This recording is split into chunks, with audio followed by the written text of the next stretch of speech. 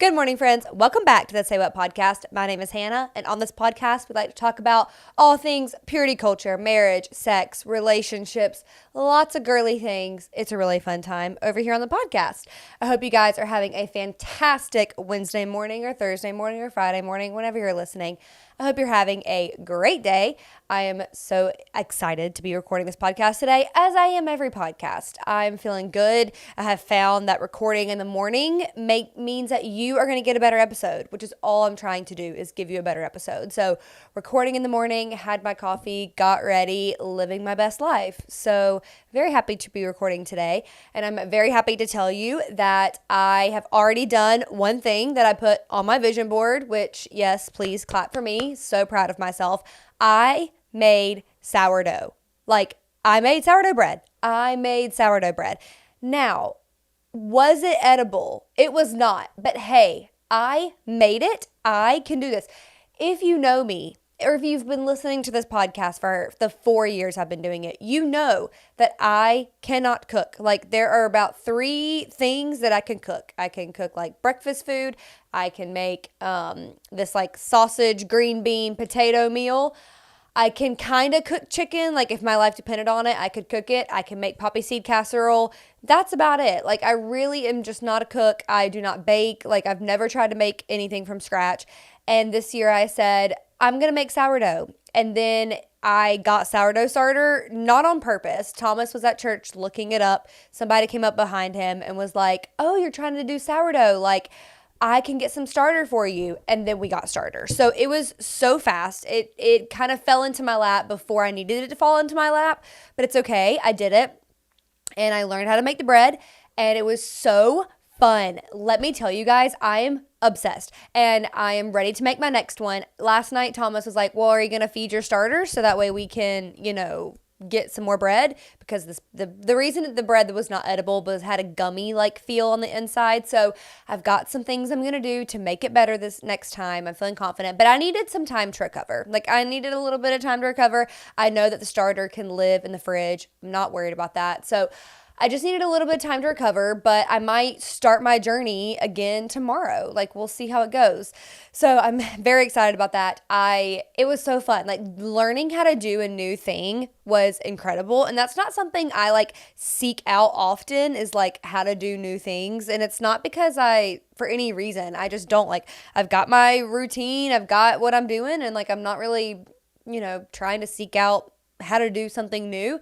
And I just was like, let's try it. Let's do it. I put it on my vision board and then I did it. And I'm so proud of myself. And the dough, the bread, when it came out, it looked so beautiful. I was just like, I did it the first time. I did it. It looked so, so beautiful. And then when I cut into it, I was like, oh, the inside is not done. Interesting. So I asked you guys on Instagram what I should do about it, and man, I was overwhelmed with the amount of responses in a good way. Please continue to respond to me on Instagram. That was not a bad thing, but I have just okay, everybody has thoughts on this, and the majority of the responses were the same thing that I need to do. But sometimes someone was like, "Oh, it's probably underproofed. Oh, it's overproofed," and it was those are two opposite things.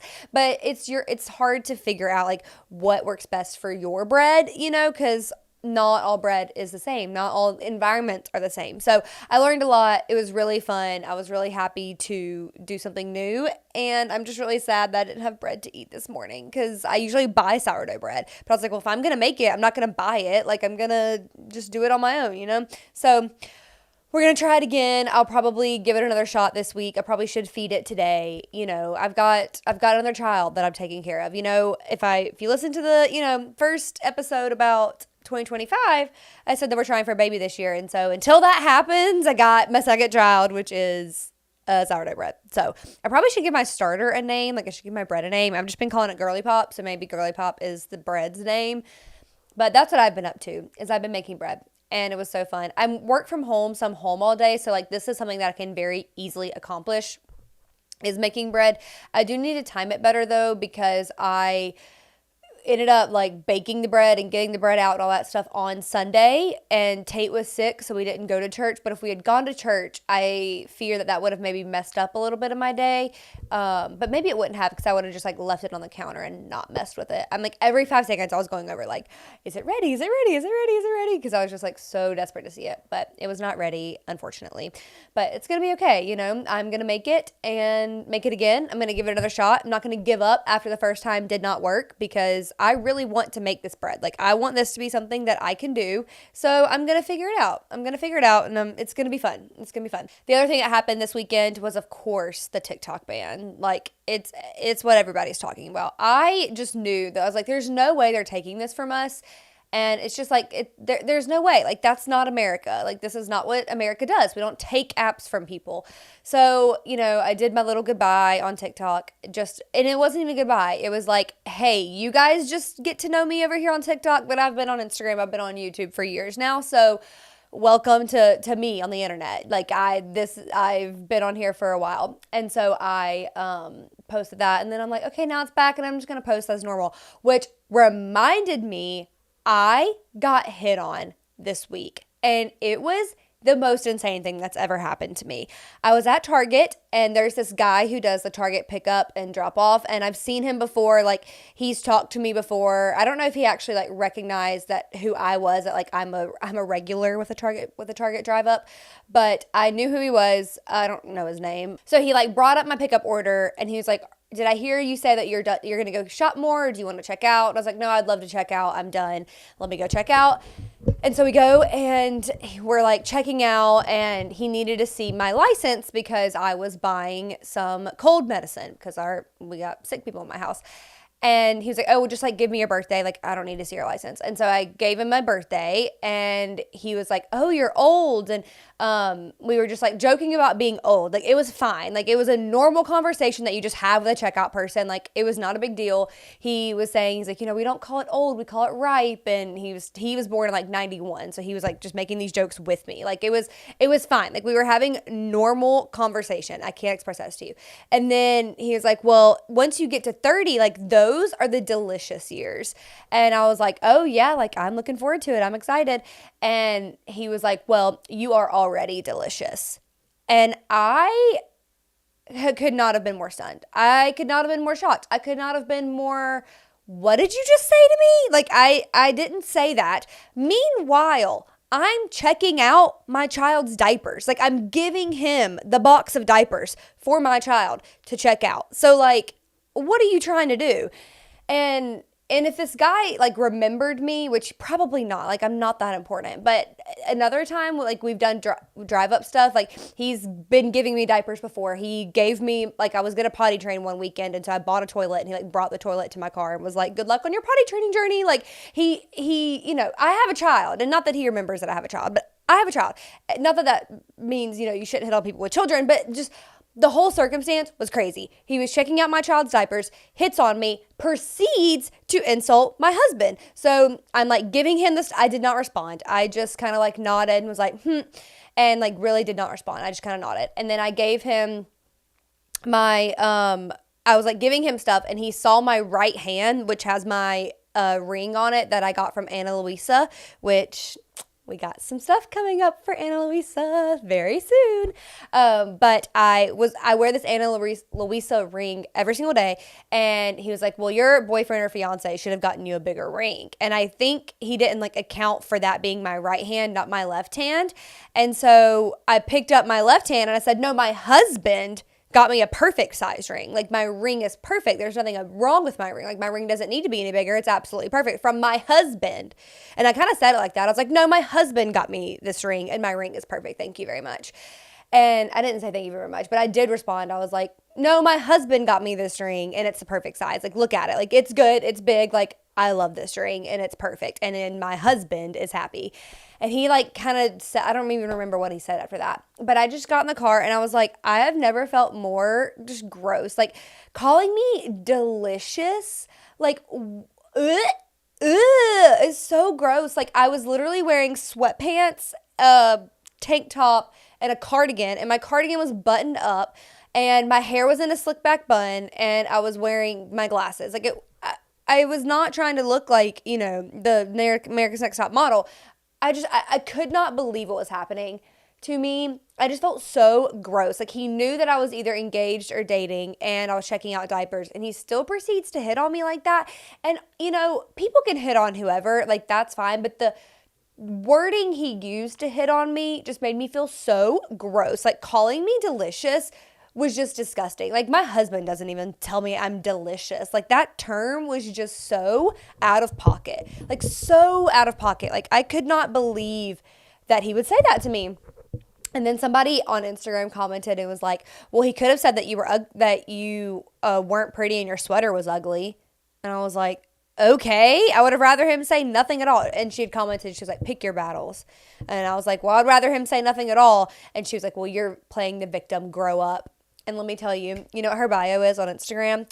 John 3:16, letting Jesus lead my family and lead my life. I'm like, it's not very Christ-like of you commenting something super rude on somebody's Instagram that you don't know, which I did comment back, and I said, what a rude thing to say. Have a great day. I'm just not letting people comment mean things to me on Instagram anymore. Like, if you're going to comment something mean, I can respond to you. And I'm going to take the high road as much as I can, but that just, like, irked me a little bit because I'm sharing my story about how I felt like gross. And, maybe if he would have been like, well, you're really pretty, so going into 30 is going to be fine for you. Maybe I would have been like, okay, thanks, whatever. But just you had to be there. The way he said delicious, and like, it just felt so gross and violating, and like, I don't know how to explain it besides that. It just felt so gross and so violating when he said delicious. And the way he said it to me, I was just like, I cannot believe this is happening to me right now. So, yeah, that was men. Like, I appreciate a compliment. I'm not saying I don't, but not like that. Not like that. And for people to say we have to pick our battles, like, I don't want to be in this battle. I can choose to not want to be in this battle. I did not want to be in this battle, okay? I did not ask for him to say anything to me. I was just simply trying to check out my child's diapers, trying to check out my cold medicine, my eyebrow pencil, and the new picture frame that I got. Like, that's what I was trying to do.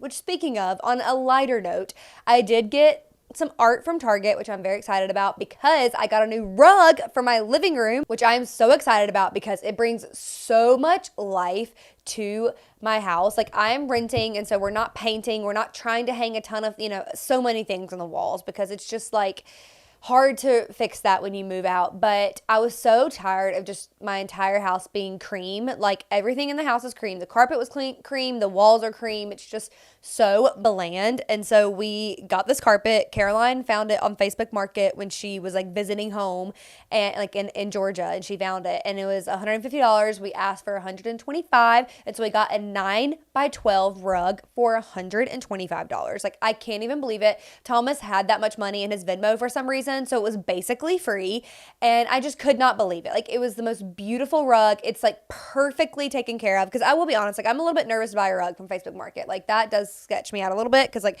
you don't know the condition of the rug. You don't know if it's been in a good home, if it smells bad, but it's perfect condition, and it brings so much coziness to our house. Like, we have the leather couch, we have the red rug. It just feels so cozy, so beautiful. And I had been laying out how I want to add some art to my walls that I had decided I was going to get, but then once I knew I was getting the rug, I was like, okay, well, I need to wait because I need to make sure that the painting and stuff goes with the rug, because the rug is like a lot, and had already decided that the big art piece that I wanted to get was just going to be too much color to go with the rug. Like, it would have been just like overwhelming. So this one that I found at Target looks almost identical to the one that, maybe not almost identical. The layout and like design of the art piece looks so similar to the one on Etsy that I had saved, and the colors are a lot muted, which made it perfect. I saw it and I was like, this has to be in my house. Like, this is exactly what I was looking for. And I'm so excited I found it because I don't have to go to find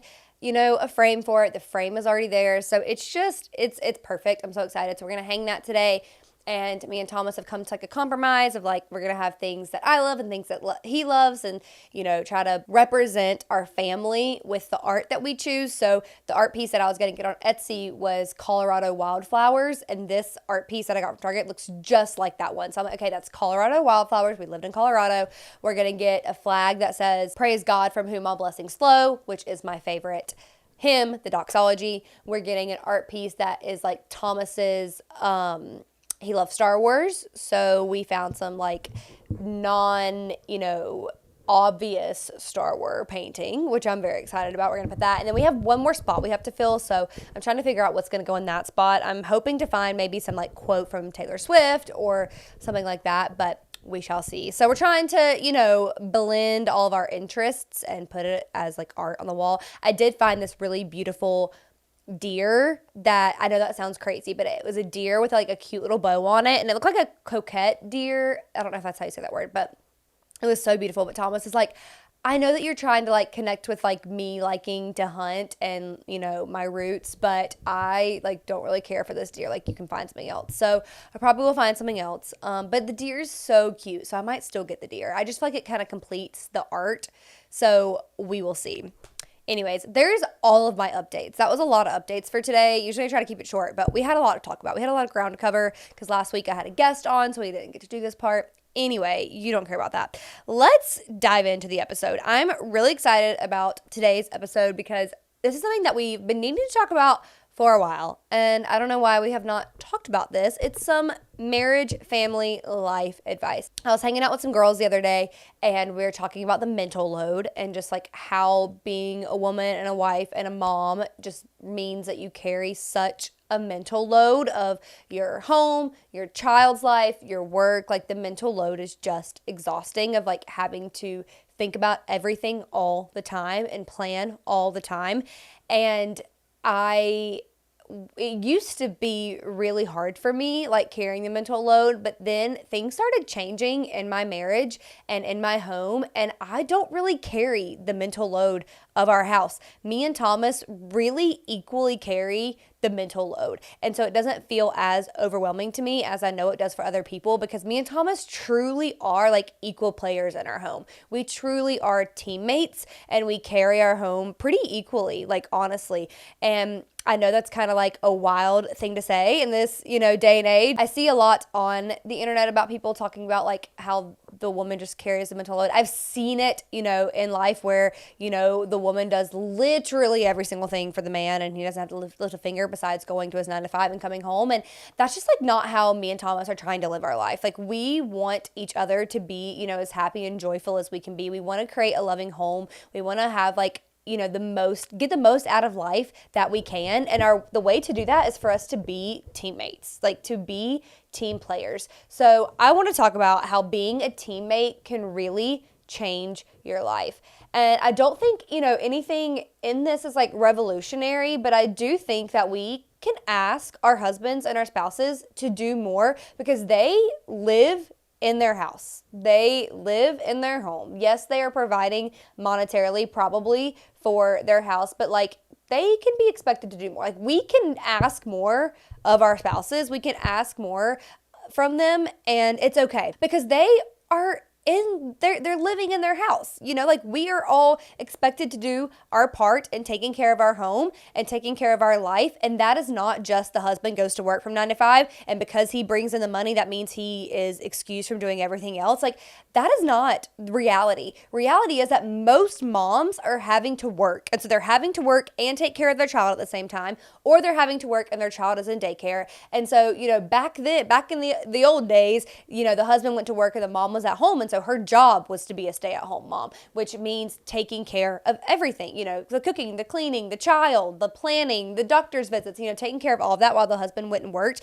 And our lives are just not set up that way anymore. Women have to work. It is too expensive for you to not work, unfortunately, unless you have a really great job and you don't have to work. But, work outside of the home, because working in the home is 1 1,000% a job. Being a stay-at-home mom is a job. Because think about it. If you're not a stay-at-home mom, you're hiring a nanny and you're paying someone to take care of your child. You're paying someone to clean your house. You're paying someone to help with your meals like Factor or Home Chef. You're paying something to take care of that. So why is it seen as not a job if you're a stay-at-home mom when you pay someone to do all the jobs that you're doing?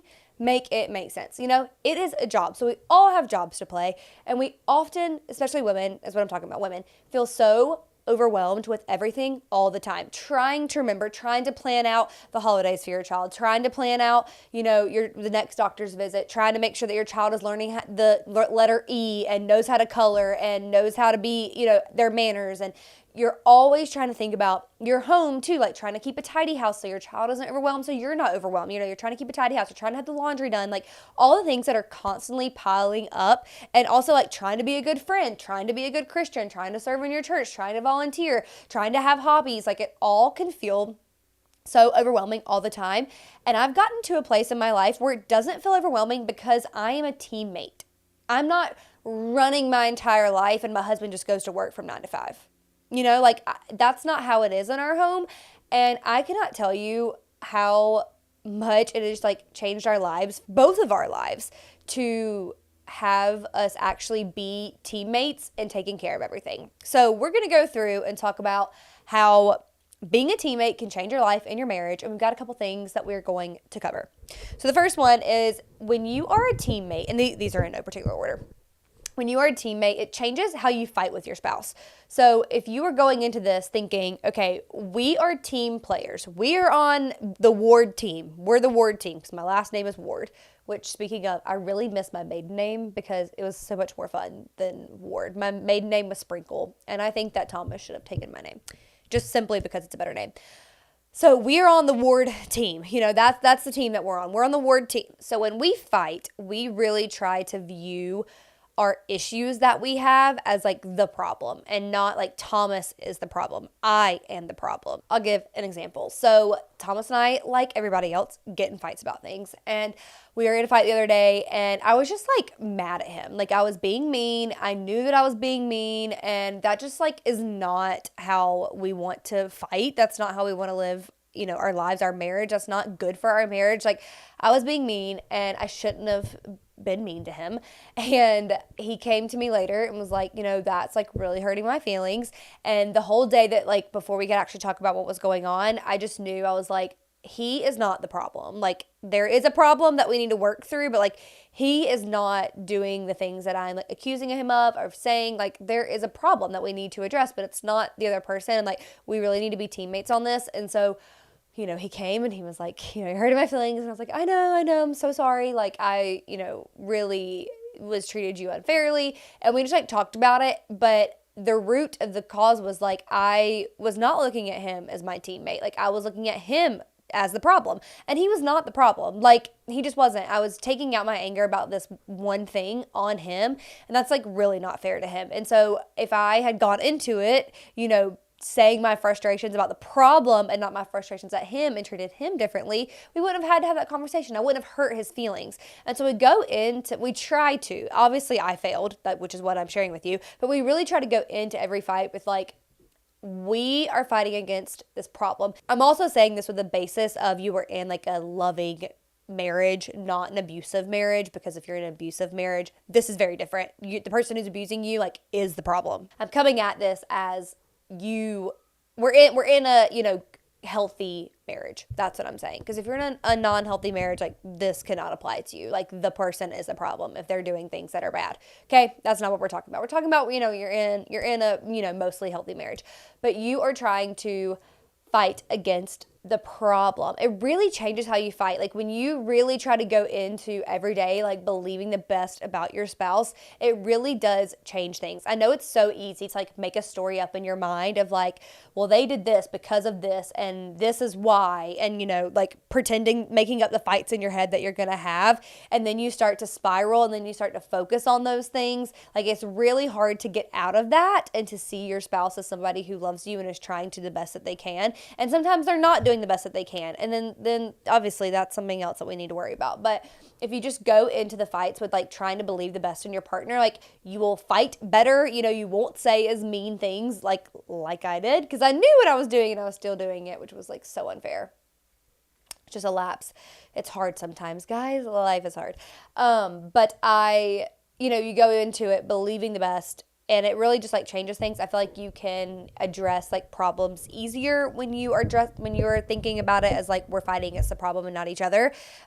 Things can, move faster. You're not sitting in it as long, and it doesn't create like long-term problems between you two, because you're going into it with the best intentions, and you're not like, every fight like cuts a little deeper. Like Thomas is gonna hopefully, he forgave me for being mean to him, but I know he's gonna like remember that. Like I remember things that he's done, remember when he had a porn problem? Like I still remember that, and I try really hard not to hold that against him. Sometimes it comes out, like I try to forget about things that we went through the first 2 years of our marriage. That was really, really hard, like I try to forget those things, but it happened, so it's there, and so fighting against the problem can help avoid those like markers that you will remember, like it helps you avoid those things, because once you say something, you can't really get it back. So we want to avoid even saying things that we don't mean by going into it with the intention of we are fighting against the problem, not each other. So it can change how you fight. How being a teammate changes the mental load. So I was just talking about this, the mental load. It's 99% of the time it falls on women. You're constantly thinking about and you feel like it all falls on you to figure out what your weekend plans are. Think about how your child needs to brush his teeth, which is something like so basic. When your baby, it's like, hey, when do they brush their teeth? When should they do this? When are they rolling over? Like all these things, like you're having to be on top of that to make sure your child is like developing well. You're on top of the doctor's visits. You're on top of making the lunches every day. You're on top of the cooking. You're on top of the cleaning. You're on top of making sure your child has clothes that fit them the right size, or the right way. You're always thinking about this and like taking care of your home and make sure the oven's clean and make sure that you are in budget with your groceries. Like it all feels like it falls on you all the time. And then that builds up resentment. And then you're tired all the time. You don't want to have sex. You're just resenting your spouse because you wish that you didn't have to think about all these things all the time.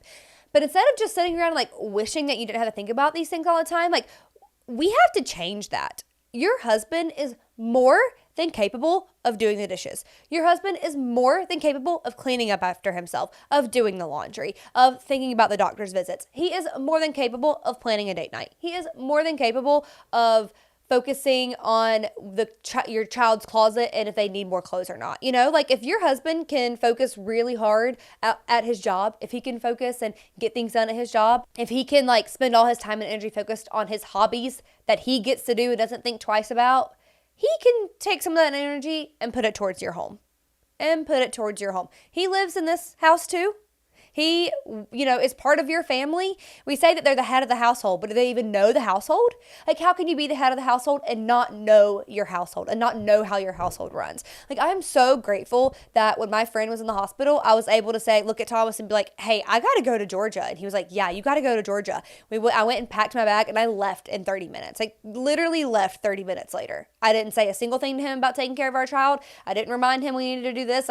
He knows how to take care of our child. He knows what needs to come. He knows he needs a bath. He knows what he likes to eat.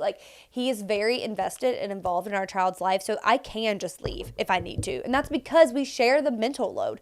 We really share the mental load. And I also say all of this with the privilege of my husband's job. He works from home 3 days a week, and so he is able to work while he's home. He is definitely working, but he is able to see the things of our house that needs to be taken care of. But he just understands that I work too. Taking care of our child is a full-time job. When I was breastfeeding, that was a full-time job that I was doing. He understands that I have a podcast that I'm trying to make my life. So I work 2 full-time jobs on top, or 2 jobs that, make a full-time job and take care of our child. So I'm working 2 full-time jobs all the time. How am I supposed to be able to keep our house in working order, And instead of killing myself to try and do it all the time, I wouldn't, because I understood that I need rest too, and I need to take a break too. And so we just kind of got to the point where he was like, you know what, I live here too. We are gonna take care of this house. And we used to have very not strict, but we had our roles set up. So Thomas would always cook and I would always clean. And it got to a point where that started to change a little bit. And we were just able to adjust as we needed to go. If we're talking about being a teammate, think about sports. Sometimes the play that you're going to do needs to change. The season of your life is changing. Like if you get pregnant, you are definitely not cleaning the depths of the toilet because you're going to throw up by doing that. So like you need some help cleaning your home. You can't be expected to do all the things when something in your life is changing, So when the play needs to change, if you're a teammate, you just adjust the roles. You adjust the roles. So it's not like you have to continue doing everything when something in your life changes. Like when my leg broke, I couldn't do anything. Literally could not do anything besides sit on the couch all day. Like I could not walk. I could not feed myself. I could feed myself, but I could not cook. Not that I was really doing much of that anyway, but I couldn't cook. I could not take care of my child. I couldn't do anything. And so I had to have help come in and do the things. And Thomas thankfully was already like a teammate at that point. So nothing, didn't really change in that way, but it just like really kind of wakes your partner up when they're having to do it all by themselves. Like sometimes I think like if you're stuck in this marriage where you feel like you are doing everything, you've got the 100% mental load, like everything relies on you. I'm like, you should go take a trip, leave your spouse at home for 3 days and taking control of everything. It's like, okay, maybe then they will recognize what all goes into the mental load.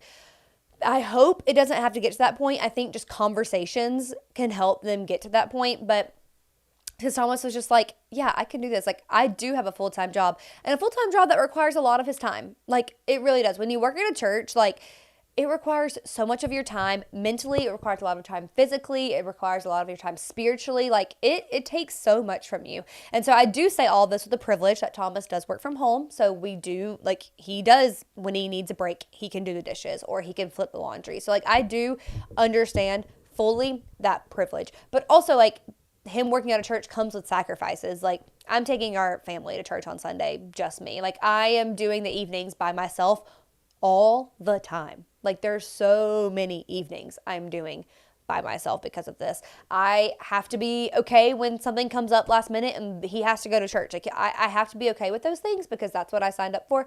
And it's hard, but like it is what it is. So I say all this with privilege, but also like his job is demanding, so that requires a lot. But I think he was just like, I need to help because I'm an equal participant in our home. And if I'm going to be the head of the household, I'm going to know my household. And so being a teammate really changes the mental load and it helps each of you take care of the things in your home. And I like to be on top of a lot of Tate's stuff. Like I do like to be the one to plan his daughter's appointments, because I want to make sure that we are on top of those things. So that to me doesn't feel like a load. It's just like something I am thinking about. And Thomas thankfully is on top of like when we need more diapers. He is on top of, Tate's clothes because he'll like get him dressed and understand, this shirt is getting small, so probably should get a new size. Like we really went into parenting like teammates. And it started when Tate was born. Anytime Tate would get up in the middle of the night, Thomas was up too. And that sounds revolutionary for a lot of you. And I know that there are people out there who are like, yeah, I need my sleep, so I'm just not going to do it. And it's like, okay, so it's your wife's responsibility when she has to take care of another human all day and you go to work and get to talk to adults? No. Like, unless you have a physical job that actually requires you to like, be awake, like if you're, a doctor or you do things like physical with your body and you need to be awake, like that's a little bit different. But I fully believe we are all capable of like being teammates and working together and also like doing the things that you thrive in. Like we are teammates and for part of like me being on the team, want to be able to have meals that I can cook. So when my husband needs to take a break from cooking, I can jump in. So that's why I started to learn how to cook. That's why I'm starting to learn how to make bread. Like I want to be able to provide for my family and also give my husband a break from cooking. So like I'm going to figure out meals that I can make so I can do my part of being a teammate and figuring out how I can also serve our family. So it works both ways, we got to be a teammate.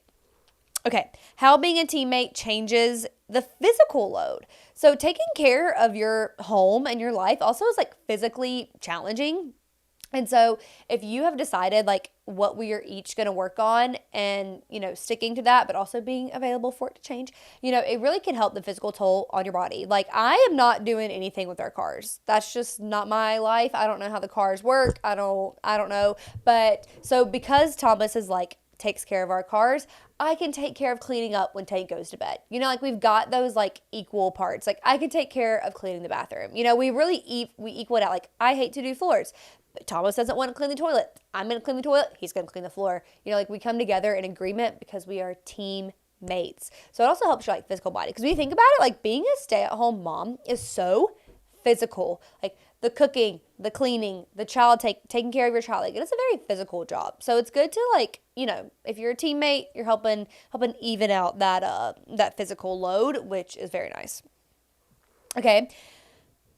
How being a teammate changes how you have sex. So if you are going into sex thinking we are on the same team, okay, as a teammate, I want sex to feel good, and you're the other teammate, and you want sex to feel good. So if we're both wanting sex to feel good, then it's going to feel really great when you're going into it, hoping or doing your part to make sure that your spouse is taken care of, and your spouse is doing their part to make sure that you are taken care of, because we're a teammate and it's beautiful. And also, if you're doing all the other things with a mental load, like you're probably going to want to have sex more.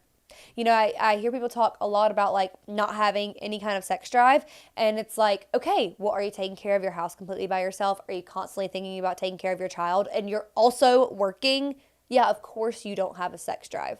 Like, of course you don't. You don't have the space in your life to have sex. We have to open up space in our life to have sex. And then once you have that space open to have sex, you have to enjoy sex. And the more you enjoy sex, the more your drive will increase, because it's something that you actually enjoy. You guys know we're trying for a baby. And let me tell you, that is exhausting. But we have, you know, figured out the sex that we like to have, and it's enjoyable. And so while I'm exhausted, I'm also at the point where I'm like, but this is going to be really fun. And I'm really excited because like I love to have sex with my husband because it feels really good and it's really connecting intimately and it's great. And so like while there's a second in my mind, it's like, man, I would love to go to sleep. Nope, we got to have sex. I'm like, okay, but we get to have sex and it's fun. It's about a perspective change. Like it's good and it's loving and it brings us closer. And I feel like we are, you know, more connected, more happy too when like it is going really well, like with our sex life and we're in a good place. But you have to have space in your life so to be able to have sex. And so that's why being a team, you know, figuring out all the other things, the physical load, the mental load, changing how you fight, like being a teammate in all those areas opens up space in your life to be able to have sex. And so then your sex can be better, more fulfilling for both of you. And hopefully that will up the drive for both of you because you're enjoying it. You know, the better sex is, the more you're going to want it. If sex is something that you dread every time, of course you're not going to want it. It's not going to magically change. So we got to work on you enjoying sex better. So what does that mean? What does that mean? That means first working on all the other things, because like you got to have that emotional connection, you know, to be able to want to have sex. If your husband is taking care of a lot of the house that night, then you actually do feel free to like rest and relax. And so you're like, okay, maybe I do feel like we could do this because I'm a little bit more rested. And like you see your husband leading your family that way. And that is also like really attractive, is like seeing your husband lead your family that way and like seeing your husband love you and love your family. Like that is really attractive, which in turn is a turn on. We also need to enjoy the physical act of sex. So making sure that you both finish and you both arrive, not like at the same time, which could be fun, but that doesn't happen very often, but like making sure that you both enjoy it, doing positions that you both like, using a vibrator, using toys, like making it a really fun experience for both of you. Mentionables has a lot of like really fun like sex games and toys that you could use. Maybe not toys, but they have like dice. They have card games with different positions on them. They have the lingerie. So I definitely would look at mentionables to get some ideas of some things you can add to your bedroom routine to make it more fun. And I will link that in the episode notes. You can also use a code, Saywhat, and that gets you a discount, which is fantastic. But that's like a good way to start if you're trying to like find new things to like add to your, you know, bedtime routine, because that just makes it fun and more enjoyable for both of you. So I definitely recommend doing that, like figuring out how to actually enjoy sex. And women, we have to use our voice, not just like in that way, but like use your voice to speak up about what you like and what you don't like. Because if we can start like if we can stop doing what we don't like and start doing what you do like you're going to enjoy sex so much more. And husbands, you can't be offended when your wife is like, actually, if you can go to the left a little bit, that would be great. Because listen, the vulva has a mind of its own. Sometimes you like one thing, sometimes you like something else. Like, has a mind of its own, okay? It's really hard to figure out the right spot, the right position, the right move, because it's just like changed is what it is. I don't have an explanation for you. Sometimes you may not like something, you may like something else, and then you try that same thing again and you don't like it that next time, We got to just leave a little bit of the ego behind and remember that you're a teammate. You're working together on this. It's not a personal attack of you're doing a bad job. It's hey, I just that doesn't feel good right now. So let's try to adjust and move over here a little bit. We got this, friends. Okay, 2 more. This one I feel like is kind of a no-brainer. So when you start being a teammate, it changes how you parent. It's so important to be on the same page with parenting. Sometimes you're in a moment and you don't have time to ask your partner how you think that you guys should respond to the situation, and you do what you feel like is best. But you got to be on the same page with parenting so your child has some consistency. They need some consistency and discipline. Because if, mom lets things go that dad doesn't, then it's okay, well, if dad doesn't care, so I'm going to keep doing it. Or mom doesn't care, so I'm going to keep doing it, So we got to have some consistency in parenting.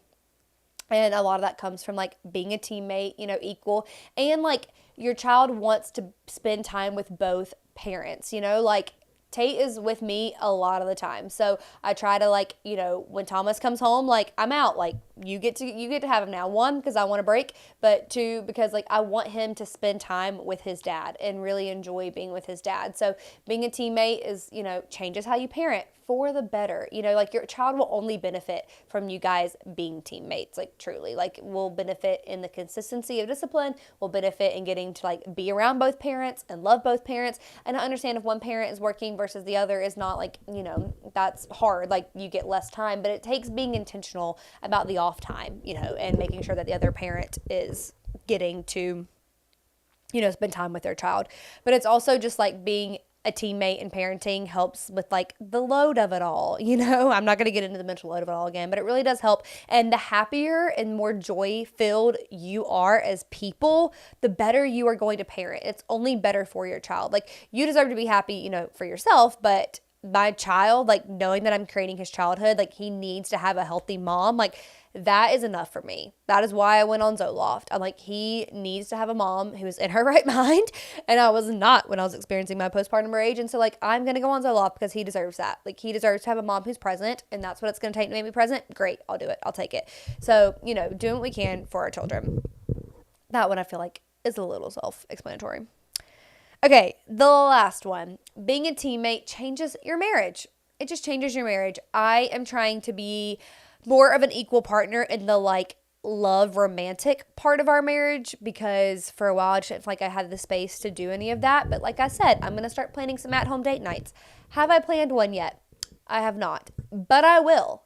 Thomas and I did decide that we're going to go away for our anniversary. And I said, hey, I think that I'd like to go away for anniversary. What do you think? And he was I was thinking the same thing. And so I'm finding us our hotel. I'm finding us where we're going to go. And Thomas did say, to be clear, he said, I can plan everything with this if you want.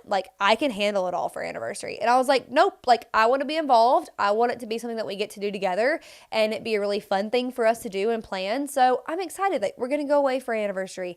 And oh my goodness, I cannot wait. I am so ready. I am so ready for March. Let me tell you, because I cannot wait for us to go. With that being said, we are going to go to Wilmington. So I need all the Wilmington recommendations. I need all the Wrightsville Beach recommendations. I grew up going to Wrightsville Beach.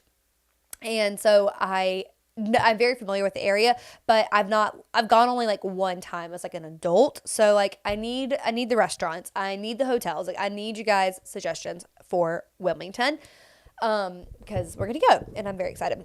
But I'm really trying to step into the romantic side of that. And I'm working on it. I'm trying to be involved in the things that he's involved in. So what he loves, he's starting these new movies that he's watching. So I'm being invested in that. I'm asking questions and I'm trying to be a real teammate in that arena and helping make sure that he's getting to fill his cup and also being invested in the things that he's invested in, because if you're on a team, you have to, work together and be invested in the thing that you're trying to accomplish. And the thing we're trying to accomplish on our team is a healthy, happy, joy-filled marriage. And so I got to do my part of loving my spouse, being invested in things that he's invested in, spending time together, doing things that I know that he likes. I am really working on that because he already does those things for me. He already does those things for me. So it's time for me to do my part with all of that. So that is another way that being a teammate will change your marriage. Okay, you guys, this was a long episode. I have talk your ears off, which is very fun for me and hopefully very fun for you. So I would love to know what your thoughts are on the teammate stuff. I feel like it came kind of hard for the husbands, but sometimes you need it. You can just send this episode to them if you want to. Like, love you all. You are more than capable of taking care of your home. If you're going to be the head of the household, you got to know your household. Okay, love you, friends. We'll talk soon. Bye.